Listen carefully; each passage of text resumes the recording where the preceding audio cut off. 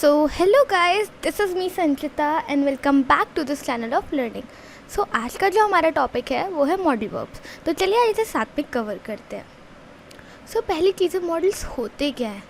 Models are a type of verb that are used to convey extra information about another verb in a sentence. तो ये जो हमारे modal verbs होते हैं वो यूज़ किए जाते हैं एक्स्ट्रा इन्फॉर्मेशन को कन्वे करने के लिए जो किसी और वर्ब की हो। They are always used with the main verb and describe the function of the verb they are used with. वो हमेशा यूज़ किए जाते हैं एक मेन वर्ब के साथ और वो फंक्शन डिस्क्राइब करते हैं उस वर्ब का जिसके साथ वो यूज़ किए गए हैं। Models can be expressed in a range of thing. Models जो होते हैं वो बहुत वैरायटी रेंज की थिंग्स में एक्सप्रेस किए जा सकते हैं। तो चलिए, हमारा पहला मॉडल वर्ब है कैन। कैन क्या होता है? वो जनरल एबिलिटी शो करता है। ये वाला जो कैन है वो प्रेजेंट में यूज़ किया गया है एंड ये प्रेजेंट में ही यूज़ होगा। आई कैन स्पीक 3 लैंग्वेजेस, ये इसका एक एग्जाम्पल है। मैं 3 लैंग्वेजेस बोल सकता हूँ। अगर मैं अपना एग्जाम्पल एक बना के दूँ तो मैं बोलूँगी मैं आपको इंग्लिश पढ़ा सकती हूँ। जहाँ ये सकती हूँ, सकता हूँ आ जाए, वहाँ आपका ईजी सा वे है, आप लिख दीजिए can. Our next is be able to. अभी बी एबल टू कहाँ यूज़ होता है? ये जनरल एबिलिटी बताता है, प्रेजेंट में या फ्यूचर में। तो जैसे कि यहाँ लिखा है I will be able to speak 5 languages next year. मैं 5 लैंग्वेजेस बोल पाऊँगा अगले साल तक। तो ये क्या है? पाऊँगा, पाऊँगा, पाऊँगी। जब भी ये आ जाए तो मतलब है कि वहाँ बी एबल टू लगेगा। अगर मैं एग्जाम्पल दूँ, I will be able to teach you English and Hindi next year. यहाँ हो जाएगा कि मैं आपको इंग्लिश और हिंदी पढ़ा पाऊँगी अगले साल तक। Okay, clear? फिर नेक्स्ट हमारा कुड। कुड जो है वो कैन का ही फॉर्म होता है। देखिए, यहाँ होगा जनरल एबिलिटी इन पास्ट। जैसे कैन प्रेजेंट में यूज़ होता था, कुड पास्ट में यूज़ होगा। I could read when I was 5। मैं पढ़ सकता था जब मैं 5 साल का था। और अगर मैं इसको अपना एग्जाम्पल बताऊँ, I could teach you English when I was 10 years old. मैं आपको इंग्लिश पढ़ा सकती थी जब मैं 10 साल की थी। ये हो गया हमारा could. Then next is was, were able to. Ability to do something on a specific occasion in the past. तो ये जो है ये वही है बी एबल टू का, बट पास्ट फॉर्म में। इसे सेम तरीके से यूज़ करेंगे बट पास्ट में। I wasn't able to open the door because I lost my key. मैं दरवाज़ा नहीं खोल पाया था क्योंकि मेरी चाबी खो गई थी। बोले था ना पाऊँगा, पाऊँगी, जब भी आए तो एबल टू आता है। वैसे ही इसमें है I wasn't able to open the door because I lost my की।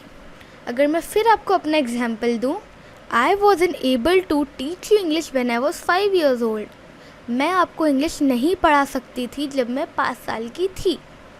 तो was, were able to, clear? Then our next is should, ought to, had better।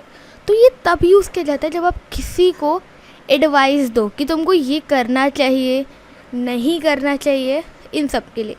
यहाँ लिखा भी है giving advice. You should study more. तो यहाँ एक simple sentence है, यू शुड स्टडी मोर। अभी आप इसको कर सकते हैं you ought to study more, you had better study more. तो इसका मतलब सिर्फ एक ही होगा, आप एडवाइस दे रहे हो। Okay, clear? जैसे कि मैं आप लोगों को बोलूँ you should watch my videos. आपको मेरे वीडियोज़ देखने चाहिए, उससे आपकी इंग्लिश अच्छी होगी। बस यही है। तो इसका मतलब है जब किसी को एडवाइस दे रहे हो, मैंने आपको एडवाइस क्या दी कि आपको मेरे वीडियोज़ देखने चाहिए। Okay, clear? So guys, our next topic is should, ought to, had better. ये वही है बट उसमें हम एडवाइस दे रहे थे। इस वाले में हम ये बोल रहे हैं कि क्या चीज़ है सही करने के लिए। उसमें आप क्या एडवाइस दे रहे थे कि तुमको ये करना चाहिए। इसमें हम क्या बोल रहे हैं कि ये चीज़ सही है, इसे करो। जैसे कि यहाँ पर है you should help your grandparents more. तुमको अपने ग्रैंड पेरेंट्स की मदद करनी है।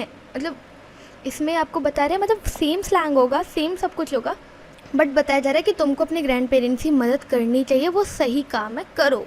जैसे कि मैं आप लोगों को बोलूँ you should speak English in your daily life. आपको इंग्लिश अपनी डेली लाइफ में यूज़ करनी चाहिए। ये चीज़ सही है और आपको करनी ही चाहिए। ऐसा तब बताते हैं जब ये वाली चीज़ राइट में यूज़ होती है कि मतलब ये राइट है, इसे करो, ये सही है, इसे करो बस। So guys our next topic is need to, have to. ये तब यूज़ किए जाते जब हमारे पास नेसेसिटी हो। अब नेसेसिटी मतलब नीड, हमको किसी चीज़ की बहुत नीड हो। जैसे यहाँ पर है you have to talk to the principal about that, तुमको प्रिंसिपल से बात करनी ही होगी उस बारे में। ये बता रहा है कि बहुत ज़रूरी है बात करना, बहुत ही ज़रूरी। मानिए आपका कल एग्ज़ाम है, you are out of pen, आपके पास पेन नहीं है, तो आप डैडी के पास गए, daddy I need to buy a pen, मुझे पेन ख़रीदने की ज़रूरत है। तो क्या बोलेंगे, ठीक है मैं दिला दूंगा, बट वो नहीं है। यहाँ हम नीड बता रहे हैं, I need to buy a pen या I have to buy a pen. Need है किसी चीज़ की तो हम need to have to use करेंगे। सो गाइज अब है हमारा वही टॉपिक, बट उसमें मतलब नेसेसिटी की बहुत कमी है, मतलब आपको उतना नेसेसरी नहीं है। I don't need to get up early tomorrow because it's Sunday.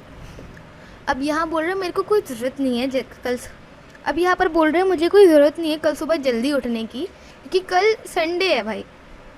तब ये ऐसा बोल रहे हैं तो मतलब है तो नेसेसिटी की लैक है, मतलब नेसेसिटी बहुत कम है, इनको कोई नीड ही नहीं है।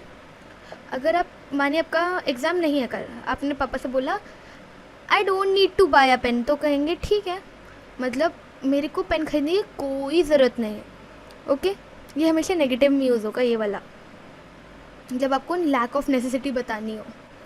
So the next is must. तो ये जो मस्ट है वो ऑब्लिगेशन है, मतलब ये आपको बोलते हैं करो चाहे ना करो, बट ये ज़रूरी है। अब वो आप पे डिपेंड करता है कि आपको करना है नहीं करना, बट ये ज़रूरी है। You must attend the training tomorrow, तुमको कल ट्रेनिंग अटेंड करनी ही चाहिए, पर अब वो डिपेंड हम पे करता है कि आपको करनी है नहीं करनी। तो मस्ट एक ऑब्लिगेशन होता है। देन फिर मस्ट एक और बार, इसका मतलब है स्ट्रॉन्ग रिकमेंडेशन, मतलब बहुत ही रिकमेंडेशन किया। जैसे कि आपने पूछा कोई अच्छी सी बुक बताओ, तो मैंने आपको कोई बुक सजेस्ट की, यू मस्ट बाय इट। मतलब कोई बुक है मान लीजिए, मैंने बोला यू मस्ट बाय इट, आपको ये ख़रीदनी ही चाहिए, मतलब इस एक रिकमेंडेशन है। जैसे मान लीजिए एक आइसक्रीम का नया फ्लेवर लॉन्च हुआ, मैंने बोला यू मस्ट ट्राई इट, मतलब तुमको ये ट्राई करनी ही चाहिए, बहुत अच्छी है, मतलब ट्राई करो ही, बहुत ज़्यादा रिकमेंडेशन कर रहे हैं। जैसे कि नीचे लिखा है you must go to that new restaurant, the food is brilliant, तुमको वो नए रेस्टोरेंट जाना ही चाहिए क्योंकि वहाँ का फूड बहुत ही अच्छा है, ब्रिलियंट है। तो मतलब ये स्ट्रॉन्ग रिकमेंडेशन बता रहा है। So guys our next topic is mustn't versus don't have to. तो अभी इस वाली स्लाइड में हम इन दोनों के बीच का डिफरेंस समझेंगे, जिसकी एग्जांपल दिया है you mustn't eat anything before the blood test, तुमको ब्लड टेस्ट से पहले कुछ नहीं खाना चाहिए। और नीचे लिखा है you don't have to sit in the exam, तुमको एग्ज़ाम में बैठना नहीं पड़ेगा। तो दोनों में डिफरेंस ये है कि मज़न तब बताया जाता है जब हमको वो बोल रहा है कि तुमको काम नहीं करना चाहिए, जैसे कि एडवाइस की तरह ये काम नहीं करना चाहिए, यू मज़न ईट, तुमको ये नहीं करना चाहिए। और यहाँ नीचे जो है यू डोंट हैव टू, मतलब तुमको करना नहीं पड़ेगा। तो आप समझ रहे ना, मज़न में करना नहीं चाहिए और हैव टू में तुमको करना नहीं पड़ेगा। तो ये हमारा डिफरेंस है। So guys, thank you all of you for watching this video. If you found this video helpful or you think that I have put my efforts into it or taught you in the best way I can, so please do like. If you are new to this channel, please subscribe and share this video too, and share this video with your friends, family and relatives. If you guys have any doubt, so comment it below in the comment section. We will clarify your doubts. And guys, I have a WhatsApp channel for you all in which I can give you updates. So I'll give the link of it in the description box. Make sure you follow that channel. And thank you all of you again. See you in the next video. Till then, take care. Bye bye. Fearless.